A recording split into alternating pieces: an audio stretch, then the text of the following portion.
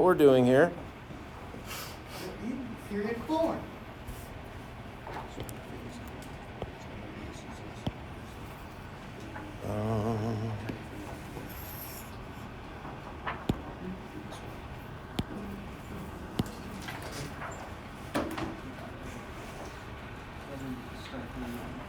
Okay. You guys remember SPDF? Did you learn SPDF, Ammon? Okay. So we'll get you there. Oh my word.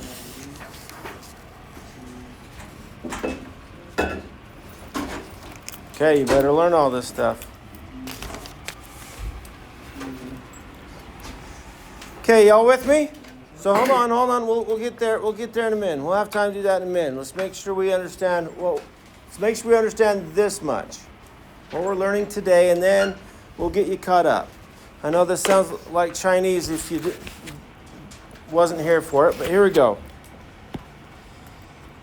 All right, what energy level does S start with? 1. What energy level does P start with? 5. I didn't say what electron, what energy level, what shell? No. 2. Remember, guys? 1, 2, 3, 4, 5, 6, 7. Right? This is energy level 2. Are we good? Oh, yeah. There's no trick right there. There's no change. What does D start with? 3. D does not start at 4. D starts at 3. And we'll tell you why in just a minute. And then F starts at 4. Oh. 1, 2, 3, 4. Okay? Nice order, nice ring to it there. Well, that is so annoying. Now that doesn't tell you why. Now let's talk about why. Do we understand how? So that's why we went 4S2, then back to 3D 1, 2, 3, 4, 5, 6 for iron. Good? Okay. Let me show you why. I'm just going to do a generic atom here. How many electrons can fit on that first energy level? Look at your periodic table and tell me. 2. Does everybody get that looking at the periodic table? So if you look at the top, I'll just do it right here. The first energy level, so Ammon, this is energy level 1, 2, and so on, right? The first row or the first energy level has how many electrons? Just 2, right? That first energy level will never have more than 2. And why is that? Go ahead. Each revolution can have up to 2 electrons. Not quite. What? So just listen. Here we go. Up to 2 orbits. Just listen for a minute. So electrons are both what? Negatively or positively charged? Negatively. They're both negatively charged. And what do negatives do if you bring them close together? They repel, right? And so if we try putting another electron here, there's just way too much repulsion. It's going to push it out. It says, no, you can't be here. There is not enough room because it's so close to the nucleus, right? Do you get that? Then the next energy level, what do you think? How many can fit there? 8. If we look at the periodic table, we got 1, 2, 3, 4, 5, 6, 7, 8 of them. Right? On that second energy, that's the maximum that the second energy or the second shell can hold. And it makes sense that it should be able to hold more than 2, right? So we got 1, 2, 3, 4. And ladies and gents, this isn't how it looks. I'm just using the Bohr model to help you. It's because it's easy to write and easy to understand. Good? It actually looks like that. Yeah, and see, that's kind of hard to draw, right? Yeah. Okay. So the third energy level, what do you think? How many can fit on it? Oh, it looks like we have 1, 2, 3, 4, 5, 6, 7, 8, right? Does it make sense that we should be able to fit more than 8? What do you think? Yes or no? On the periodic table it does. I'm not asking that. Should we be able to fit more on 8 if we follow the same pattern? Yeah, there's more space. There's way more space out there, so we should be able to put more than 8. But here's what happens.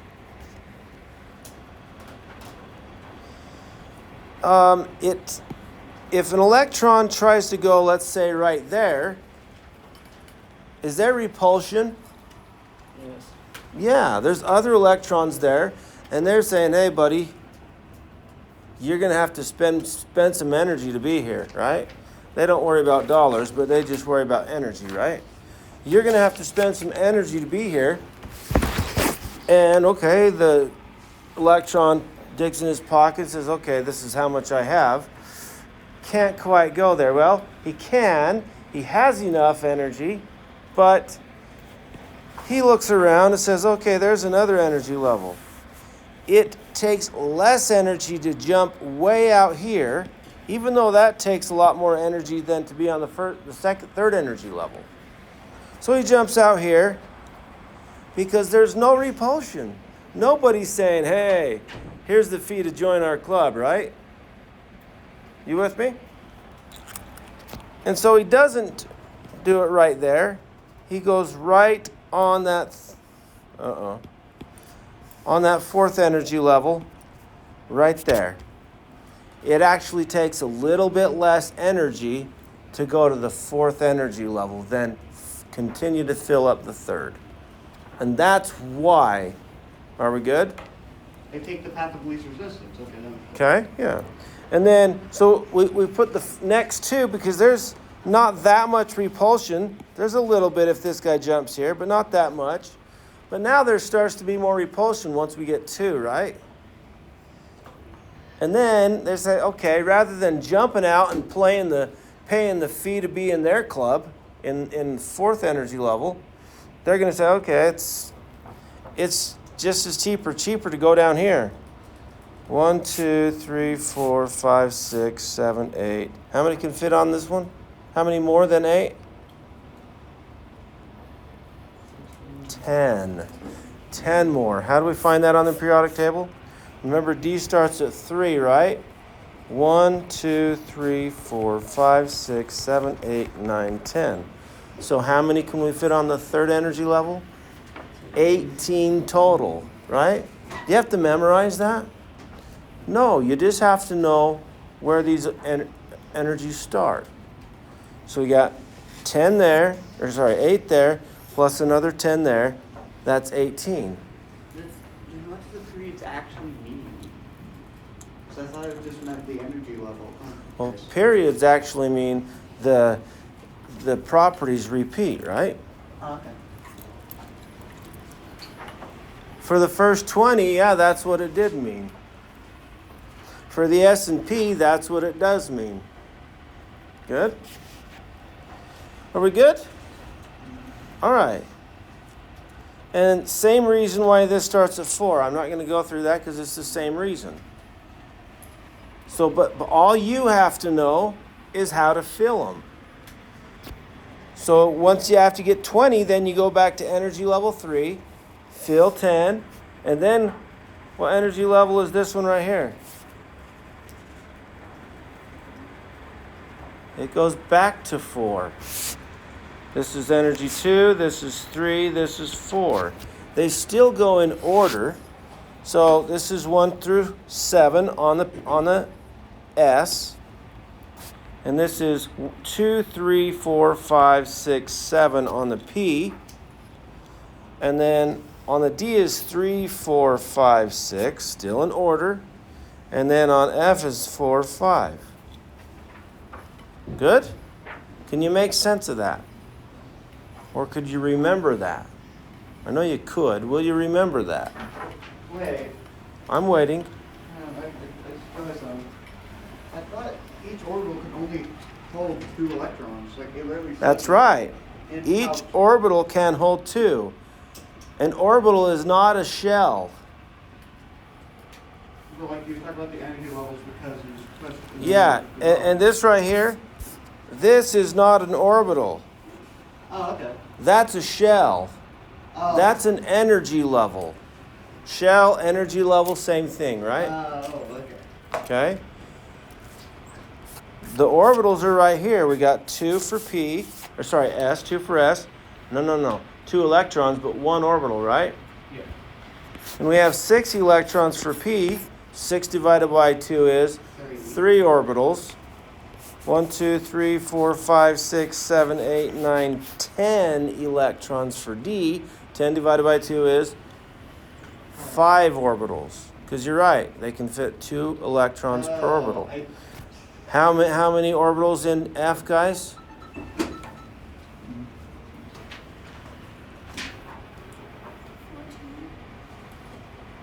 Fourteen electrons, so how many orbitals? 7 orbitals, right? I just misinterpreted the energy levels to mean orbitals. Never mind. Are we good? Do we understand this? Yeah. Why iron looks like this? Yeah. Still can't have a device here at school.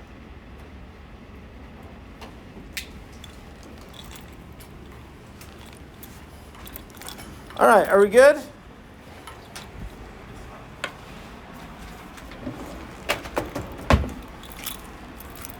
Questions?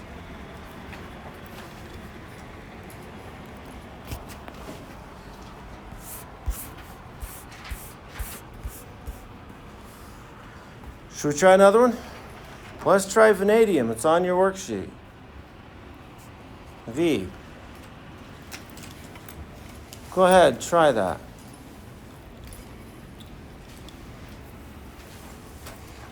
I'm going to grab you something real quick.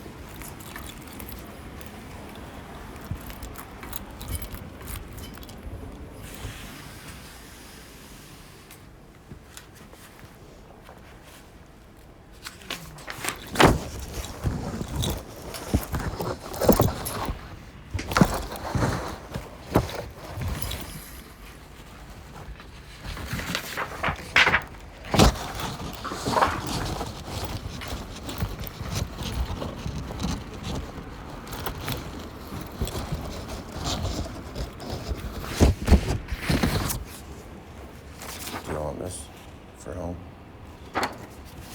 It's the same as this. But anyway, that's just for your use. Let me grab.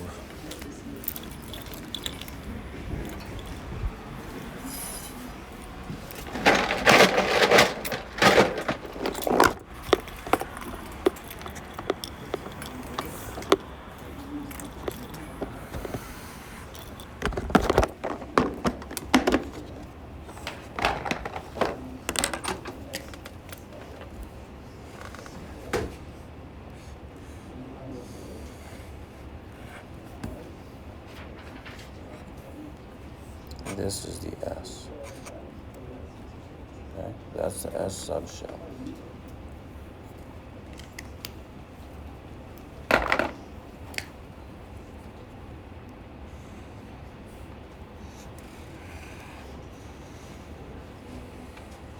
Why do I do those? Well, this is now outdated. So the ones, they're all there, right? So this is the P. Good.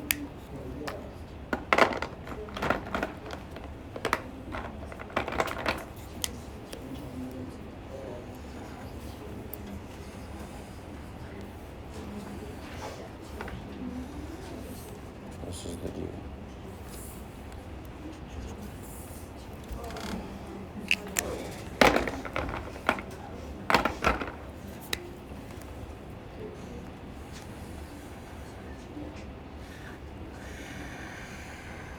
Were you here when we did this?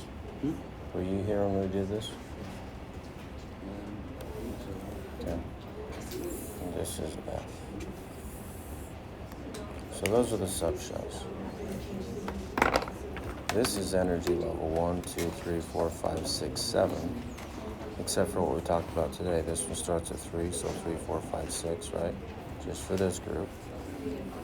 and this is 4, 5 for this group. Make sense? Okay. You have that written somewhere? Make sure you write it. This one starts at energy level 1, 2, 3, 4, 5, 6, 7. This is energy 2, 3, 4, 5, 6, 7. Just like this, it just starts one down, right? And this is 3, 4, 5, 6. And this is 4, 5. So this starts 1, this starts 2, starts 3, starts 4. That's what we just went over, right? Okay. Now the electron configuration for this, magnesium has 12 electrons if it's neutral. Do you remember how to do that? How to do neutrons, protons, and electrons? Okay, so let's study it, okay? Right, so this is the number of protons, right? You need to know that, because this is the atomic number, and that tells us how many protons it has.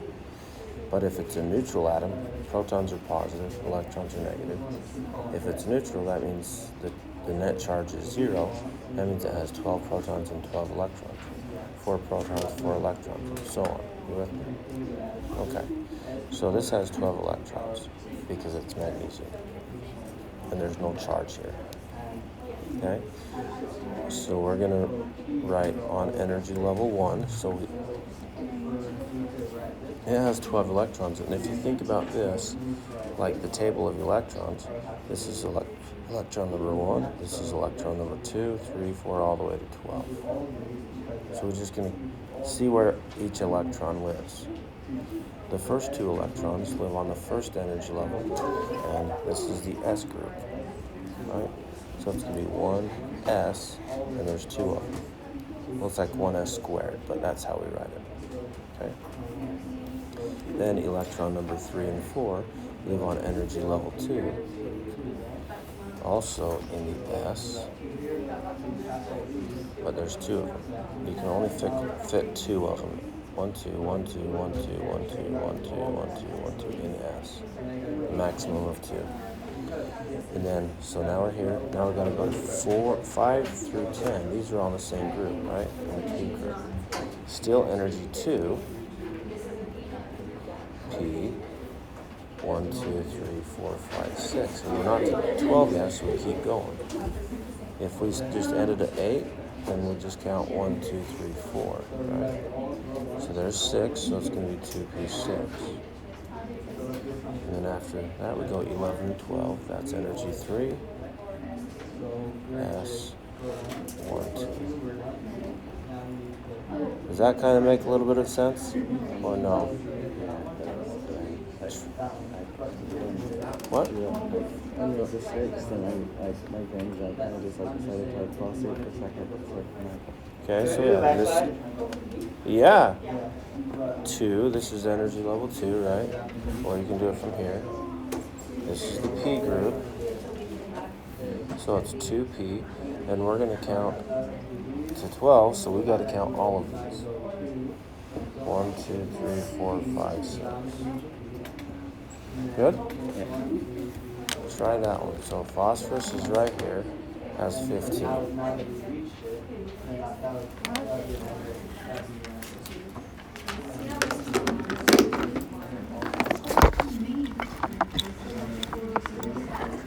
We'll get there. We didn't do that yet. Okay, ladies and gents, are you ready for orbital diagrams? Yay. Okay.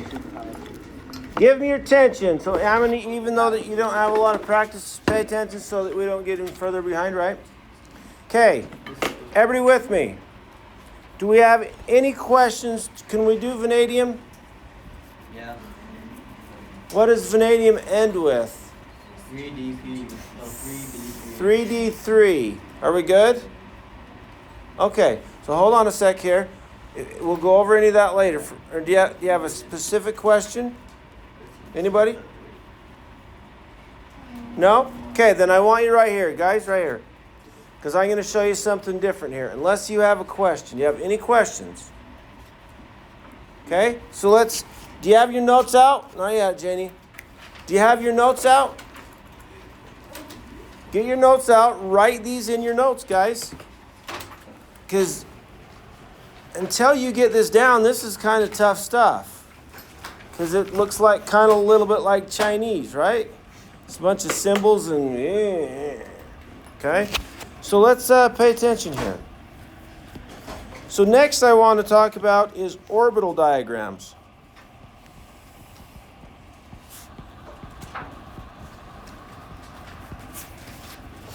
Now, a lot of people will say orbital diagram is Bohr model, guys. This right here is not an orbital diagram. Yeah, okay. And a lot of students will start, oh, that's the orbits. They're going around in orbits. So no. It's not the orbital diagram. We got that flushed out of our head? Okay, here we go. Orbital diagrams deal with the orbitals, and there's 3 rules, and you need to know these 3 rules. You will be tested on these 3 rules, which one is which. The first rule is called Aufbau principle. It's called what? AUFBAU principle. And the Aufbau principle states that electrons will fill orbitals with the lowest energy first.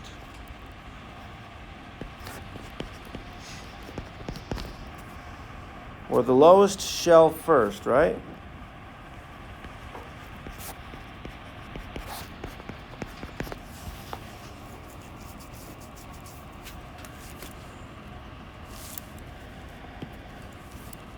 Electrons will fill orbitals with the lowest energy first. What's that word? Which word? First Whiteboard. Aufbau. AUFBAU.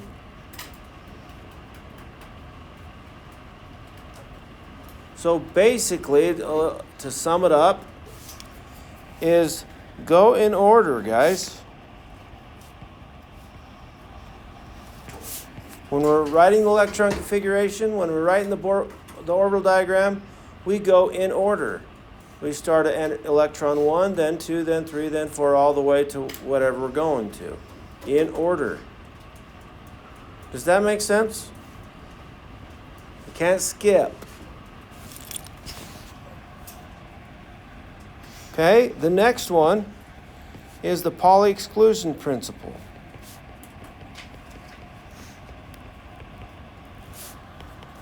Do we have to know how to spell it? Yep. What? No. Okay.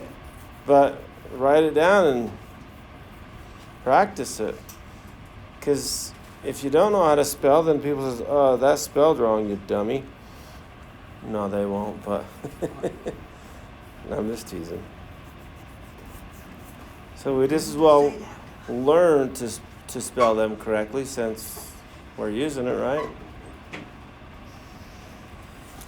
Okay, the Pauli exclusion principle has 2 parts to it. First part is, we already learned, there's a maximum of 2 electrons per orbital.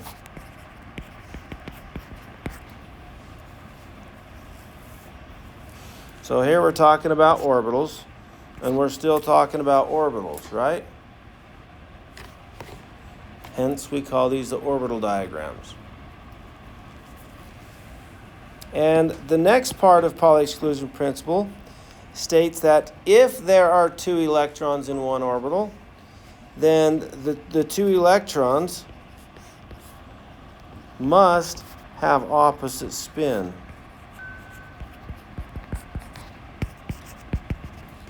Now, why is that? What is spin? Yeah, good. So let's just, and this isn't exactly, this is, anyway, just think about this. Electrons are both negative, right? Yeah. If they're in the same orbital, that's a small space. If they're going to fit together, they better have opposite spin. So they're as far apart as they can be to one another, right? Are we good? It's not 100% the what it is, but basically that's what it is. In simpleton. Yeah, well, just in simple language. Okay? And then, are we good so far? Yeah. Okay, and the last one is Hund's rule.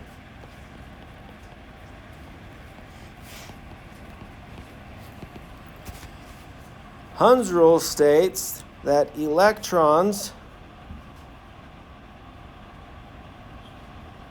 will not pair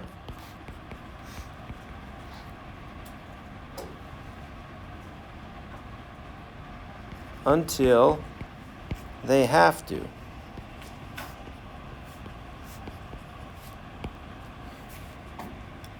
And then I put a semicolon there because there's something else.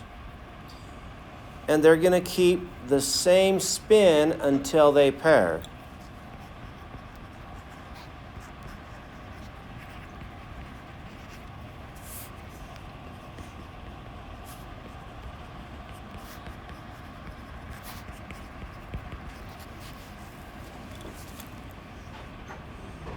So that's a bunch of words it kind of sounds like, right?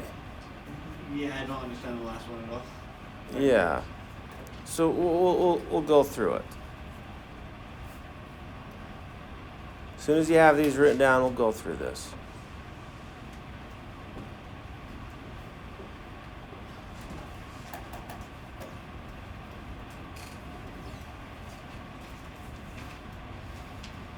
Yeah. Actually, the paper on the backside words Hund's rule very differently.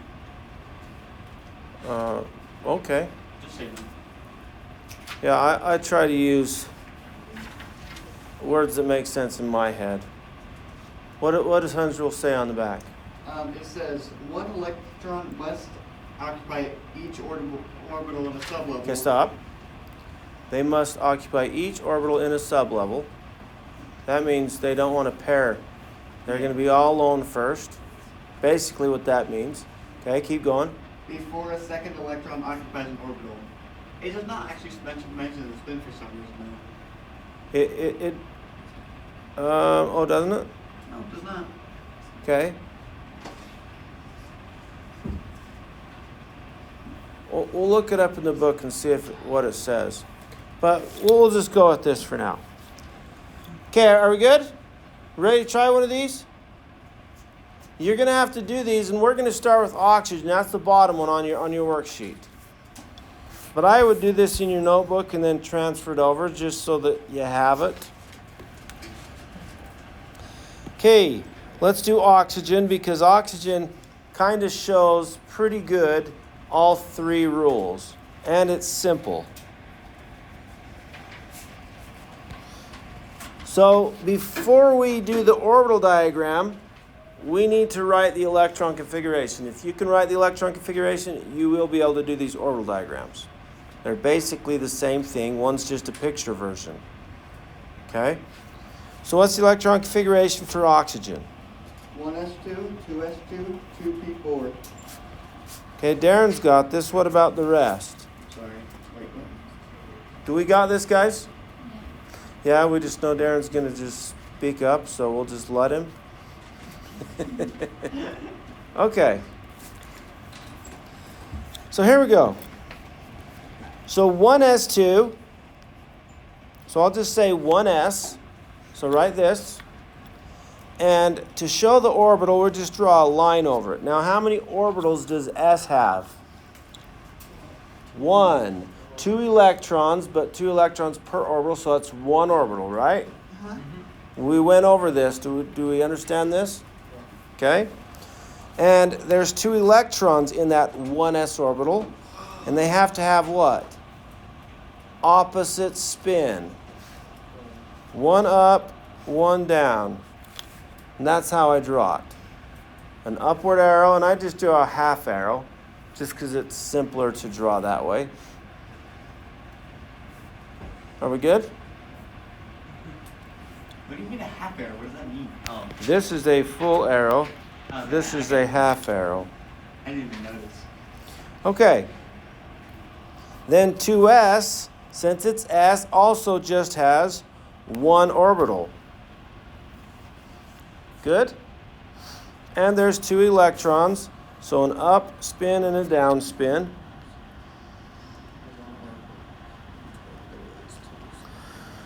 Any questions so far? Then we got 2p. How many orbitals fit in the p? 3. So we're going to draw 3 lines. 1, 2, 3. And I'm going to write 2p right in the middle. Does that make sense, everybody? Yeah.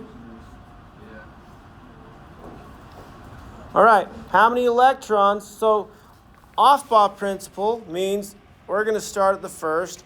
Fill this one clear full before we go to the next one. Fill this one clear full before we go to the next one. Do you understand Aufbau principle? Pauli exclusion says we have 2 electrons per orbital, but if we do have 2, they have to have opposite spins. So far, that's what we did, right? Okay, we have 4 electrons in 2p. Here's Hund's rule. We put one of them in each one, having the same spin before we pair them up. That's 3. We have 1 more. Now we're going to pair it up from left to right. Good? Yeah. Do these rules make more sense now? So this is the orbital diagram for oxygen. Write that on the last one on your worksheet on the front page. If you wrote your electron configuration too big and bulky, then, dang, sorry. You do it under it. Yeah.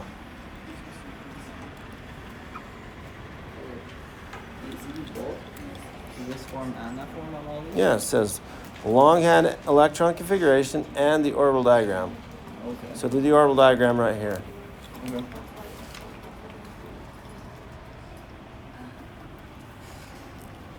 We good? One more thing and then I'll turn you loose. Okay, here we go. Write this in your notes. You guys are going to like this.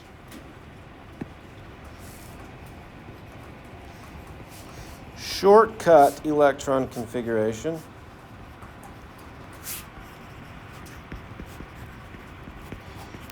First of all, do we feel like we're pretty good at electron configuration? We can do pretty much all of them. Do uranium.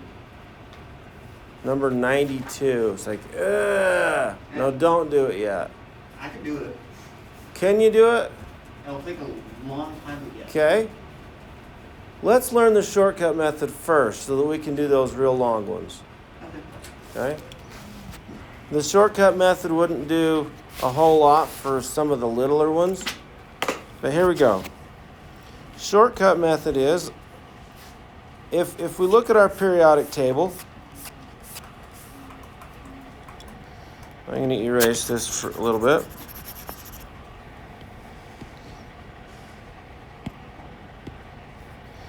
This group right here, on the very end of the periodic table, these are called noble gases. We'll learn about a little bit more about these in chapter 6. But noble gases, why do we call them noble? What's noble mean? Great. Honorable. Yeah, the elite guys, right? The kings, the queens, the rich people, or whatever, right? Okay? Oh, okay, great. They don't have any money. Why do we call these noble? Because everybody wants to be noble. Everybody wants to be up here, right? No one wants to be down in the gutter. No one wants to be a peasant. You with me? Yeah. The electrons want to be like the noble gas. They will never become a noble gas because they have, for example, carbon will always have 6 protons. It'll never have 10 like neon, never. Okay? So electrons will tend to gain or lose electrons or share them so that they can have an electron configuration like a noble gas. Well, what's so special about the electron configuration of a noble gas? It's the last column. How many valence electrons do noble gases have? Look, do you not know that? Did we do valence electrons in here? Oh, we didn't do this. Okay, never mind. We'll get there. So let me just tell you. So their outer energy shell, outer energy level, is completely full. Think about all these things turn in circles, right? The electrons move in circles. And so these things are moving in a circle, kind of like our tires on our car. We're driving in our car down the road, and the wheels, if they're full of air and balanced and all this, just very smooth down the road, right? What happens if one has a flat tire? Thudum, thudum, thudum, thudum, thudum, thudum, thudum, thudum. Drives you nuts, right? It's not very smooth at all. It's like, holy crap, and you pull right over to fix it because you don't want to drive that way, right? So if fluorine, number 9, its closest noble gas is number 10, right? So if it has 9 electrons, it wants one more so that it could be like neon. It won't be neon because it still has 9 protons. So during a chemical reaction, fluorine will grab one more electron so that it can feel balanced. Good? And so that's why we use the noble gas for the shortcut. Here we go. I'm going to write iron again. 1s2, 2s2, 2p6, 3s2, 3p6, 4s2, 3d6, right? We just did this one earlier. You with me? Now, I want to show you something here. That's the electron configuration for what in that bracket? What element is that the electron configuration for? Figure it out. Argon. So iron's electron configuration, the shortcut method, is we put argon in brackets, and then we write what's left over. 4s2, 3d6. Much easier, right? So we find the noble gas just before the element that we're dealing with. And then we write what's left.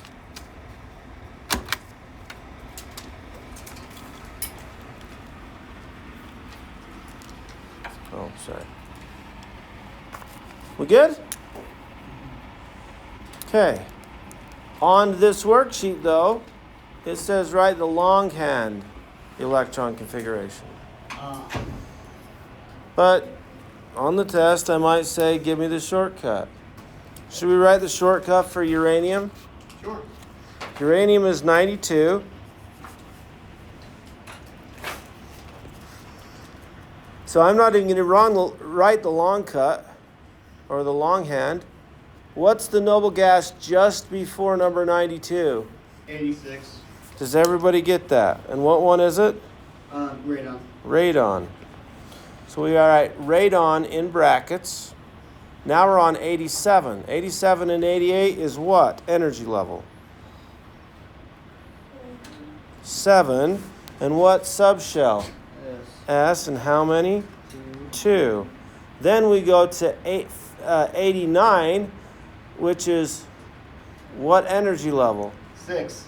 6, because remember D starts at 3, 3, 4, 5, 6. And it's D, and how many?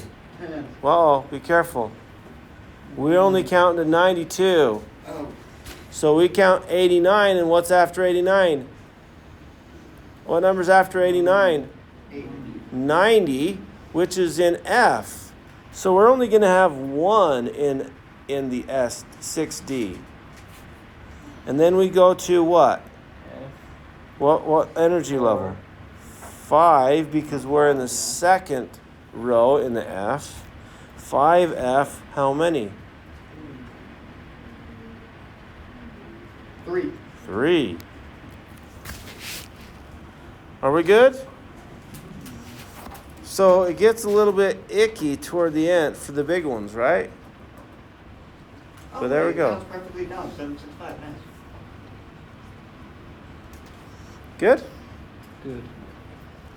Okay, ladies and gents, let's do this. So here's what we're going to do for the rest of the class period. Finish this so that we get this done. We don't have to do it for homework, right? And our homework for next time is to read chapter 5.3. So you can do that. Or if you're behind in anything, let's get caught up. If you're missing a quiz, reading quiz, or if you need to retake a quiz, yeah, let's do that today if you can. First thing, let's finish this sheet. Okay?